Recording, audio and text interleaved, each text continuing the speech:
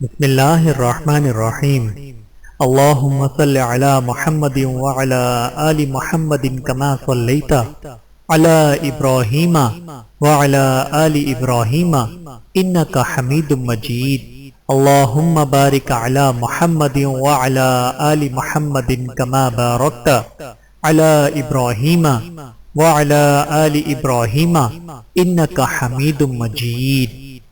بسم اللہ الرحمن الرحیم۔ السلام علیکم ورحمۃ اللہ وبرکاتہ۔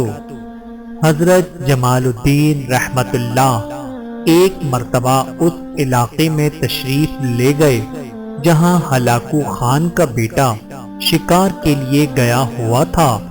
آپ نے جنگل میں صبح کی نماز ادا فرمائی۔ ہلاکو خان کا بیٹا شکار کھیلتا ہوا وہاں سے گزرا۔ آپ کی قرأت سن کر کھڑا ہو گیا۔ جب آپ نماز سے فارغ ہوئے تو کہنے لگا، آپ کا قرآن پاک پڑھنا میں نے سنا ہے اور یقین کیا ہے کہ یہ خدا تعالیٰ کا کلام ہے، لیکن آج میں اسلام قبول نہیں کرتا۔ جب میرا والد ہلاکو خان فوت ہو جائے گا اس وقت آپ تشریف لانا، میں اسلام قبول کر لوں گا۔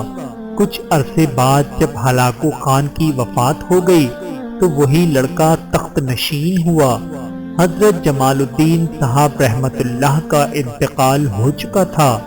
انہوں نے اپنے خلیفہ کو وصیت فرمائی کہ ہلاکو خان کے لڑکے نے وعدہ کیا ہے، تم میری طرف سے جا کر وعدہ یاد دلانا اور دعوت اسلام دینا۔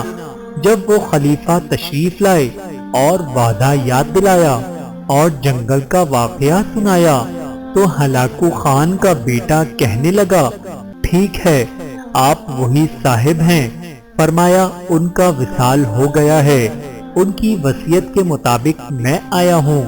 جب بادشاہ اسلام لانے کو تیار ہو گیا تو نصیر الدین توسی جو متعصب شیعہ تھا نے کہا، اس طرح نہیں ہوگا، بلکہ ایک شرط ہے، وہ یہ کہ سکہ پگھلا کر ان کے منہ میں ڈالا جائے، اگر پی جائیں تو آپ اسلام قبول کر لیں ورنہ نہیں۔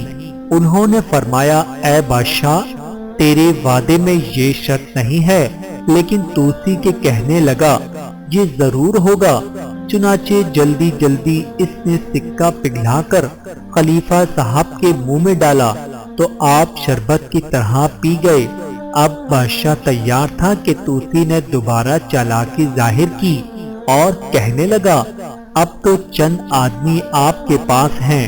بادشاہ کا اس وقت اسلام قبول کرنا، ایک مذہب چھوڑ کر دوسرا مذہب اختیار کرنا معمولی بات نہیں، اس لیے مجمع عام ہونا چاہیے تاکہ دوسرے بھی دیکھ کر اتباع کریں۔ اس کی صورت یہ ہے کہ ایک دن مقرر کر کے وسیع میدان میں تمام لوگ جمع ہو جائیں، وہاں خلیفہ صاحب ہمارے مشہور پہلوان سے کشتی کریں گے، اگر اس کو بھی گرا دیا تو پھر بادشاہ کو عام اختیار ہوگا۔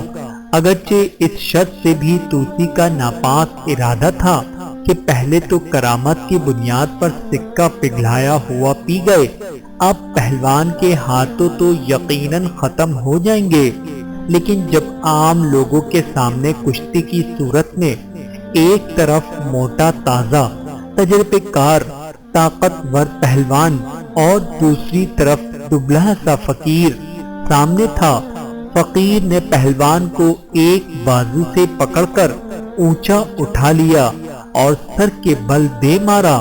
پہلوان نے آپ رحمت اللہ کی طاقت بیان کی کہ مجھے تو کوئی آفت معلوم ہوئی تھی جس نے مجھے سنبھلنے بھی نہ دیا، بلکہ میرے تمام اعضاء سلب ہو گئے۔ اس وقت بادشاہ نے اسلام قبول کیا اور خلیفہ کو لکھا کہ آج سے میں بھی مذہب اسلام اور حقانیت میں تمہارا شریک ہوں۔ اللہ پاک اس واقعے سے سبق حاصل کر کے عمل کرنے کی توفیق عطا فرمائے، آمین ثم آمین۔